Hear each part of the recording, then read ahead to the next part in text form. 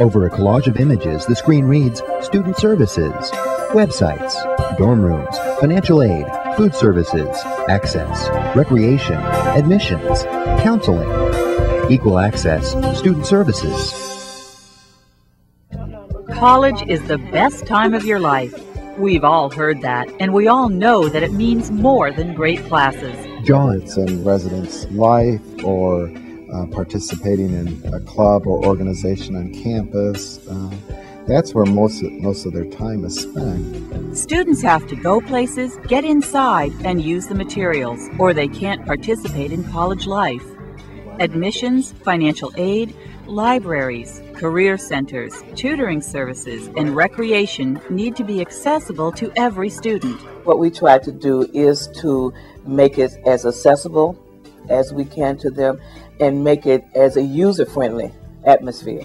Making services accessible involves the entire college or university, not just the Disabled Student Services Office. I think one of the key things at any institution is making sure that the administration is committed and open to working with students and meeting their needs. A good place to start is to include students with disabilities in your planning process. Communication is essential. Once we are able to communicate, once we are able to allow the student to really let us know exactly what is working or what is not working for them, we can learn a lot. There's a couple forms I need you to fill out. We're going to share some of the things we've learned while making campus services accessible to students with disabilities. For many of those students, it's important to have an admissions process that's based on more than grades and test scores. Tim. Today, I think most selective universities have moved to an application process where we ask the student to provide a personal statement, and part of the personal statement is getting to know that person better. Hi, Agnes, come in.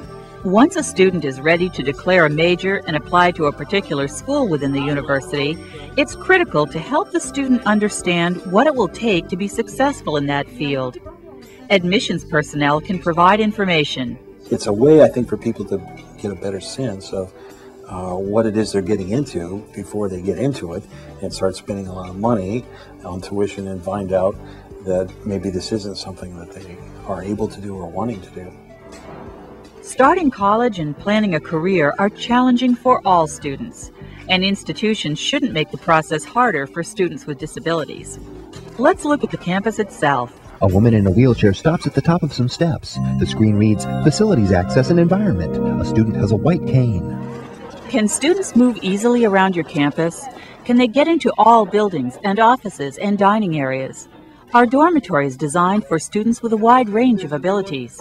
If not, the Disabled Student Services Office can help. Grace. I think one of the keys is really establishing good relationships with other departments on campus in order to be able to provide those services. And not only does that help us in getting the things that we need to get done, like ramps and electric doors, for instance, done on our campus, but it also helps to promote disability awareness amongst all of our colleagues on the campus. A woman in a wheelchair is helped down a ramp from a car to the sidewalk. Some accessibility features include wheelchair accessible parking areas, pathways, and doors. Clear, wide aisles with no protruding objects and an accessible route through all levels of a facility. High contrast, large print directional signs.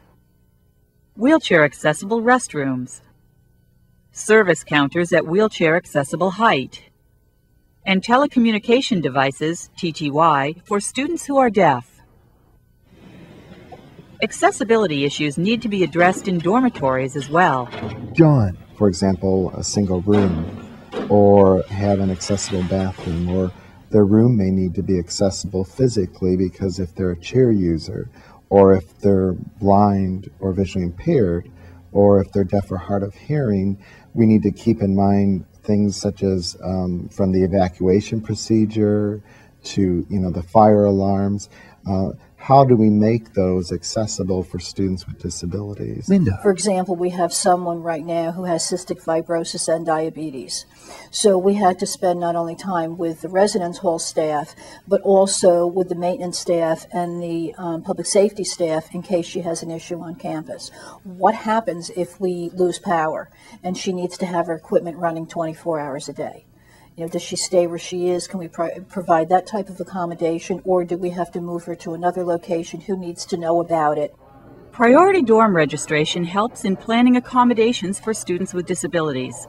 Priority registration is important for classes as well to ensure academic accessibility. Students with mobility impairments need time to have between their classes to get from one class to another.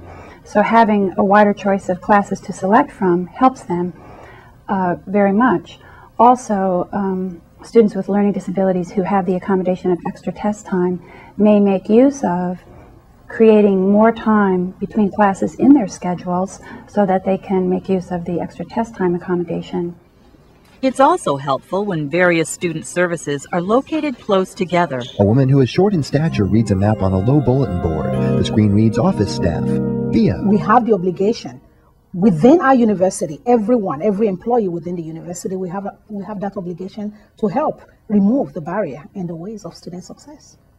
Staff training and communication is as important as physical access. Staff members should be familiar with available assistive technology and alternate document formats.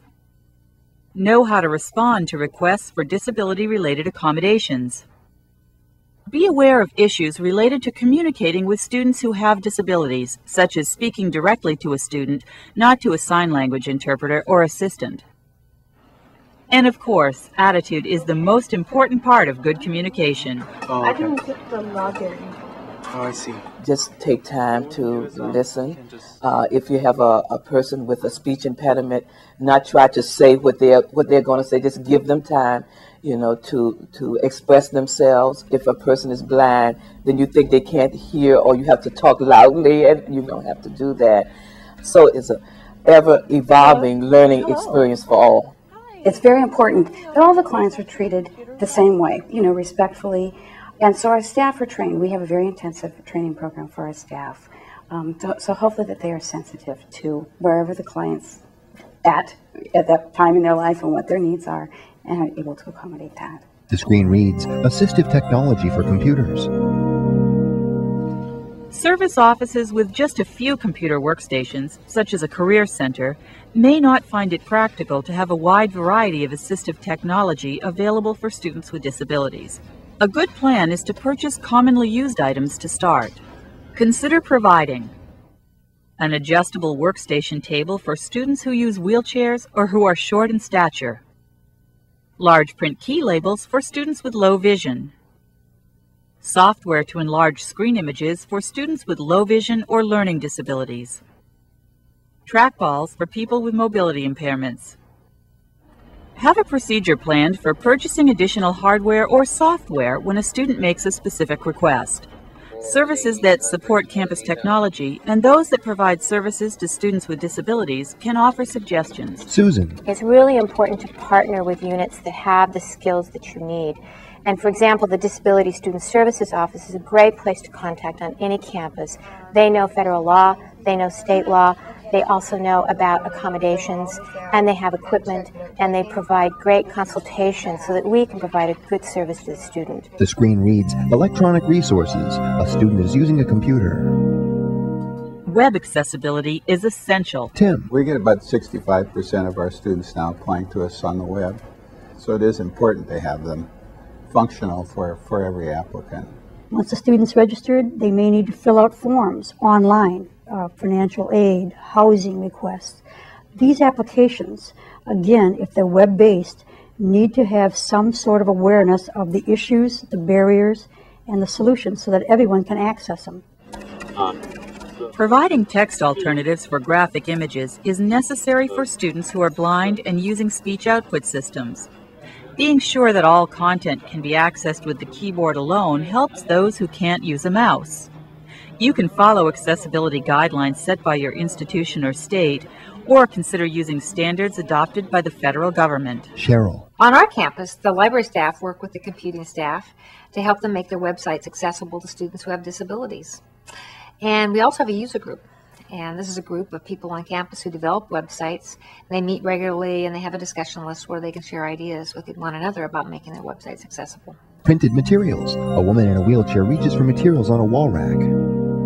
When resources start out as paper copy, be sure to address access issues. For one thing, students have to be able to reach them. Eileen. We do try to make sure our forms are all accessible, like anybody, because we have people who may not necessarily be in chairs, but also cannot reach. Other accessibility considerations include: have a closed-circuit TV or large magnifying glass available to enlarge print. Have publications available in alternate formats, such as Braille, large text, audio, or electronic text. Include a statement in key publications explaining the procedures for requesting disability-related accommodations. The screen reads, events. Students are lined up outside near a tent. Again, college life is about more than classes. Special events require planning so that all students can choose to attend. In promotional materials, include a statement about how to request accommodations such as sign language interpreters. Location should be accessible to wheelchair users, and everyone should be able to find the event. Susan. You forget how difficult it is for other people to find elevators in buildings, and it's really important to map that out carefully on your website, to have handouts for students, to get the information out for easy access, and to use a facility that does provide that access. Do you consider yourself more of a nuts and bolts person or a big picture person? Smaller events, such as practice interviews in a career office, may also require accommodations. If it's a deaf student, it's fairly apparent what we need to do, or a student in a wheelchair who needs access, it's apparent. But there's a lot of hidden disabilities. If a student has back injuries, for example, or some situation that prevents them from sitting in a chair for a long period of time throughout an interview, then we need to hear about that from the student so we can create that accommodation. The screen reads, planning and evaluation. And you can actually work on it in the computers back there. Okay. What we're prepared to do is find answers. And it's our responsibility to provide the service to any student, which is let us problem solve, let us help you track down the particular office that's going to provide you the information that you're looking for. Plan your facilities and services using principles of universal design. That means designing for a broad range of potential users, including those with disabilities. Meryl. You should be able to access the same things that everybody else is in the same manner that everybody else is, really, without causing an undue commotion to yourself or making a spectacle of yourself. You can't just wait for a student with a disability to walk through the door. Preparation is essential. Having these in place is important. Ongoing planning and evaluation that includes input from students with a variety of disabilities. Policies and procedures that assure access to facilities, printed materials, computers, electronic resources, and events.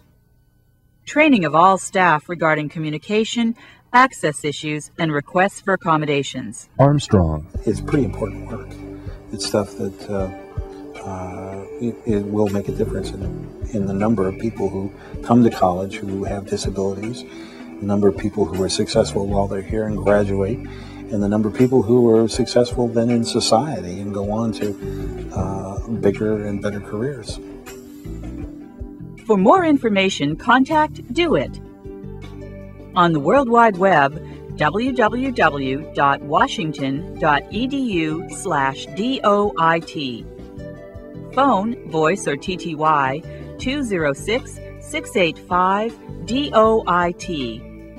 Address, Do It, University of Washington, Box 355670, Seattle, Washington, 98195-5670. Director, Cheryl Bergstaller. The content of this video was developed with funding from the U.S. Department of Education. Grant number P333A020044. However, that content does not necessarily represent the policy of the Department of Education, and you should not assume endorsement by the federal government. Copyright 2004, University of Washington.